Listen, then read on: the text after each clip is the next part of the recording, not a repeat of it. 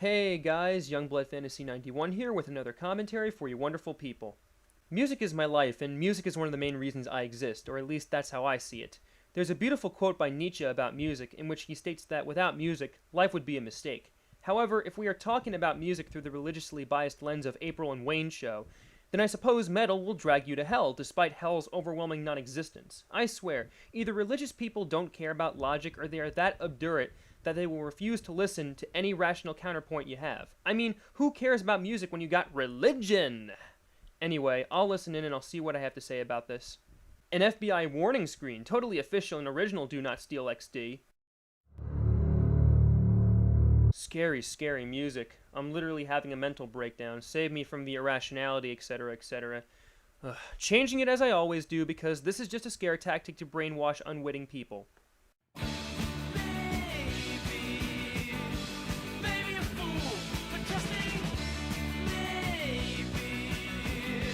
Okay, why is it always metal for these guys? It's not dance music, it's not rap, it's not dubstep, it's always gotta be metal that's constantly thrown under the bus. It's not like metal is a rogue Illuminati group that threatens to take apart people's minds to become soldiers of Satan, right?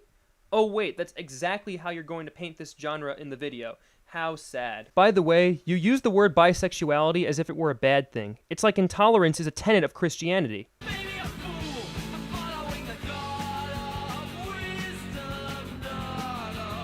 And you're going to sit here and say that rock and roll, metal's own progenitor, did nothing to enhance the drug scene in the music world, despite you guys stating right here that metal is the reason why many get into drugs. Also, how do you know that metal leads to suicide? Do you have any scientific research, or are you going to jump on this with blind faith, as most religious extremists do?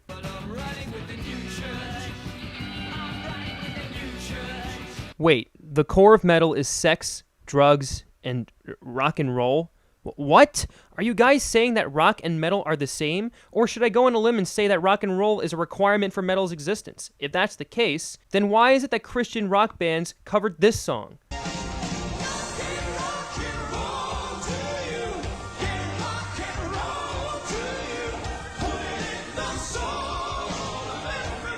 These guys can say that God gave us this music, yet here you are saying that metal is horrid, and the same thing God gave us turns us into enemies of God. I barely scratched the surface of this video, and I already destroyed its main premise. It's just that easy.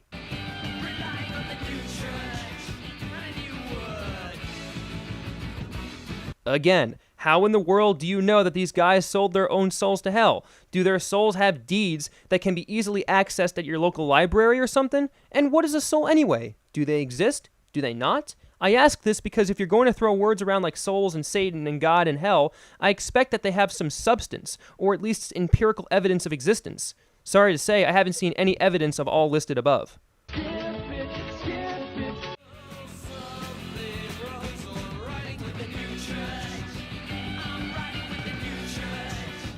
Here's something that you guys fail to understand. Metal, like your religion, has undergone various schisms. These schisms allowed for the generation of multiple genres of metal, including doom metal, metalcore, deathcore, black metal, thrash metal, nu metal, progressive metal, and so on and so forth. Some of these genres are more, shall we say, intense and God-hating than others, while others are more tame and are more focused on the instrumentation rather than the let's hate God aspect some of these genres share. They're mostly different, so in effect, heavy metal is a constellation of genres that ultimately are not consistent. And you can't say all metal is leading people to hell. By the way, inside alert, Christianity is the same way.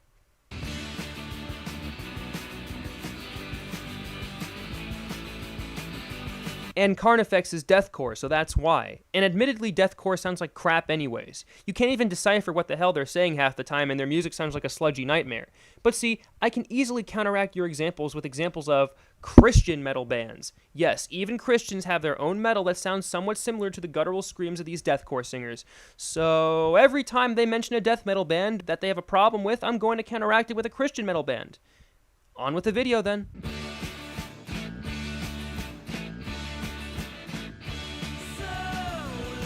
Really? Are you really going to bring back the whole we hate witchcraft thing? The Salem witch trials were a nightmare, by the way.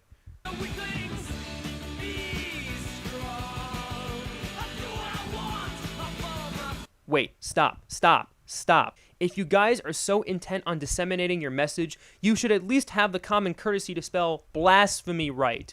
That shows that you guys don't really care too much about what you do. Real nice to know that this is a half-hearted attempt to promote conspiracy theory thinking.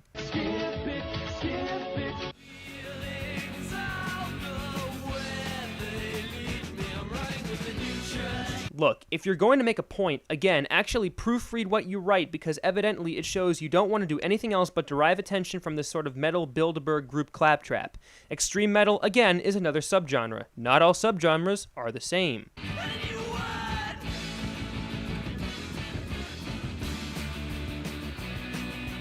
And how do you know this? How can you make such claims without realizing that you're doing this as an exercise of faith, which holds zero in comparison to reason?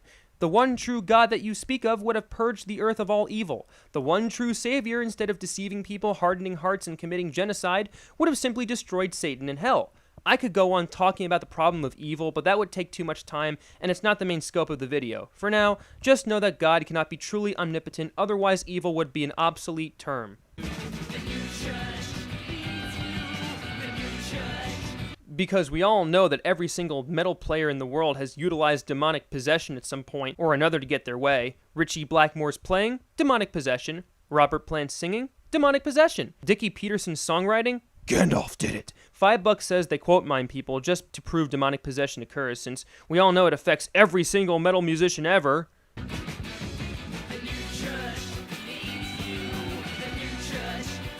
Again, how in the 9 regions of hell itself do you know this? Is it reasonable to say that you sat through a plethora of rock concert footage and suddenly came to the conclusion that these guys were possessed? If you're going to categorize movements and zeal and passion as demonic possession, then by your logic, this is demonic possession.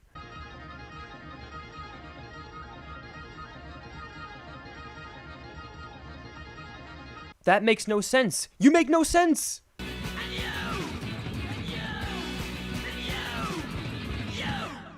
So what I see happening here is that you're misinterpreting an obvious idiomatic expression to the point where you're equating it with demonic possession. I love how religious extremists try to establish their point based on misinterpretation and error. And here we see more proof that these guys ultimately are trying too hard to find validity in their statements. This Bill Ward quote, for instance, could be referring to God, and if you actually read into Black Sabbath's history, Bill Ward tried to rid his apartment of the devil's presence by repainting his room red.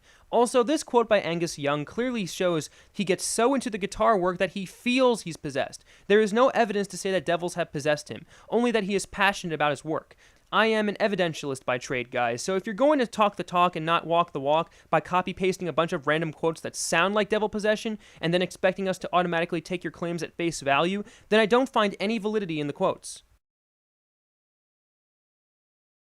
Wait, you're actually providing proof of devil possession, even though it's an impossible feat to even ascertain devil possession since we can easily refute the idea of hell? Well, let's see this video clip then. You're kidding me, right? Are you meaning to tell me that this is devil possession? I can just substitute this clip with any rock clip and I can easily make the dismissible claim that these people were possessed. Because of course, cursory examination always leads to empirical, provable, incontrovertible evidence of anything, regardless of lack of ability to test these claims. Here, let me show you what I mean.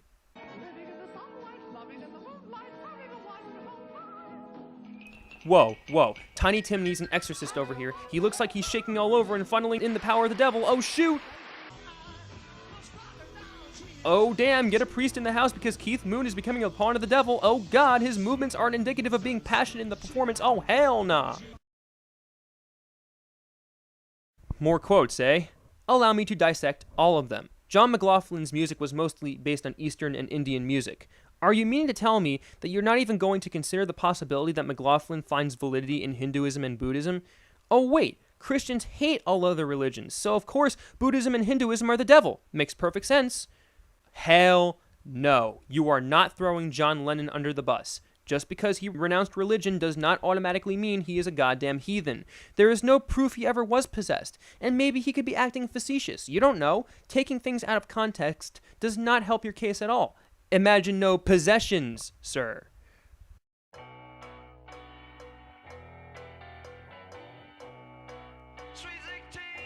Actually, I'm pretty sure the death growl was a vocal technique developed by metal musicians to personify the deep and dark sound they had at their disposal. I mean, the low guttural utterances employed by death metal bands such as, surprisingly, Death, were used to contrast with high screaming voices such as Rob Halford's and Robert Plant's. Then again, seeing how you guys have a religious lens to everything, you're going to say that this is how they develop a connection to the devil, even though really these voices simply embellish.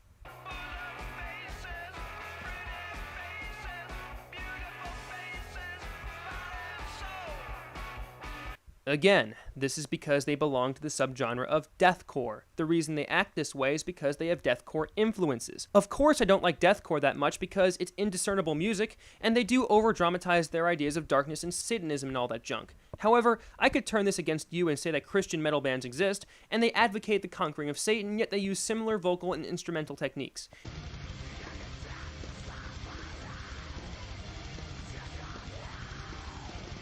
If you cannot recognize your own kind defending your religion with their music, then honestly, you're myopic and the fault lies with you. About souls and deeds, yeah, that should probably come in handy right now.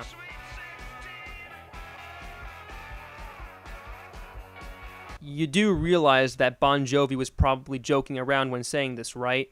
The language here sounds like the words of a teasing, exaggerating musician. Unless if you can hire fact-checkers to prove that Bon Jovi was being ultra-serious here, this is yet another misinterpretation, proving again that the Christian stereotype are religious people who miss the point.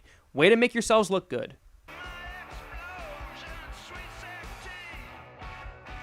Again, with a terrible grammar. You know, I'm starting to think you guys made this to demonstrate that Christians are dogmatic and babble on and on as a result of total cognitive surrender. But do go on. I love pointing out the myriad of spelling mistakes you make in this video.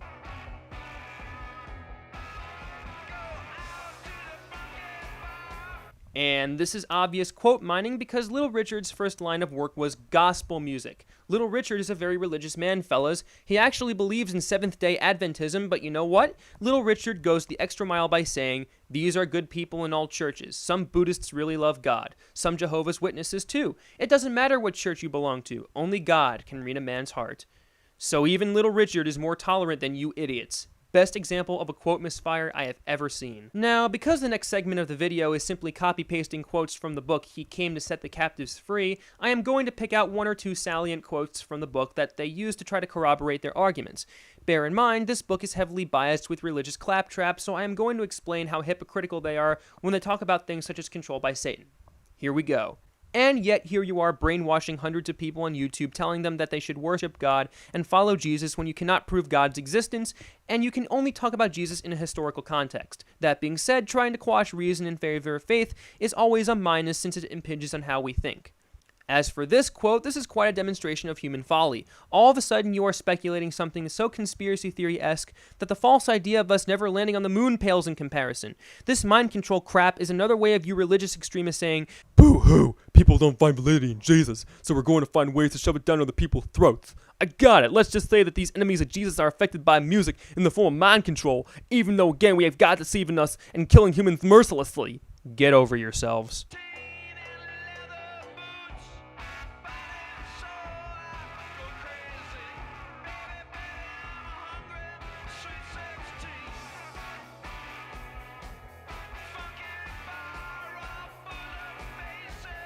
Just screw it. Bring out the Christian metal.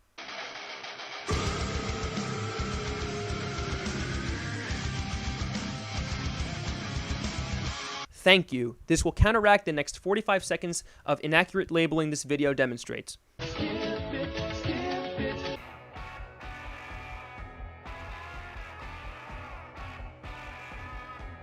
Don't you think there's a slight bit of truth here? Referring back to an old rant video of mine where I discuss end of the world prophecies, I talk about plenty of religious leaders that became false prophets and try to predict the end of the world but to no avail.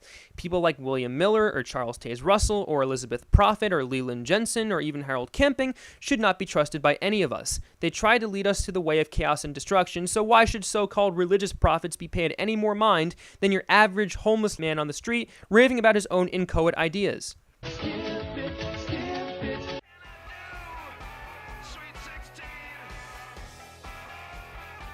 Wait, if Christianity disappeared, the world would have its darkest days.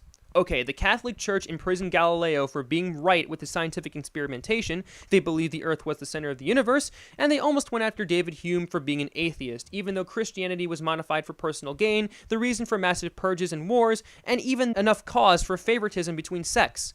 Yeah, dark days didn't already occur with Christianity at the forefront.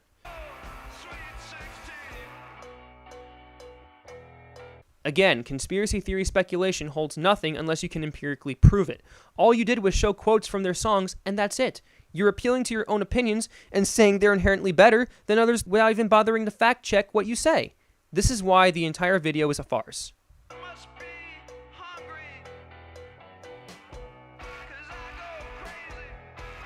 Christian metal music away!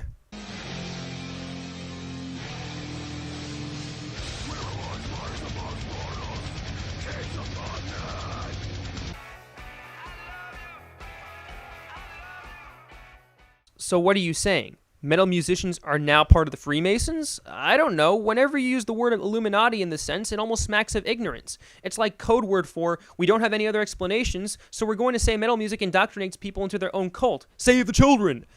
I don't see how this is provable or valid. Again, this is how extremist religious folk think.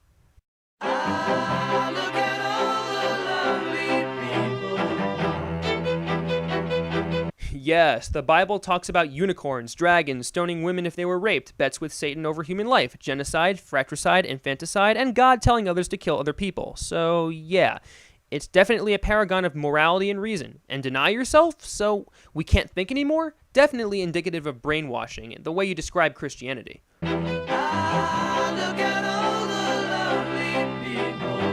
And all you provided as proof were quotes taken out of context, music videos that are easily considered artistic embellishments, silly conspiracy theory speculations, and concert footage that show people getting in the zone with their music, even though you claim it's demonic possession. This video is as flimsy as a three-legged table. Yeah, I'll definitely subscribe if I want to hear more conspiracy theory-laden crap and unsubstantiated arguments concerning metal. And I'm surprised you're going the extra mile to further demonstrate that Christianity is full of ignorance and hatred. And that's the way it is.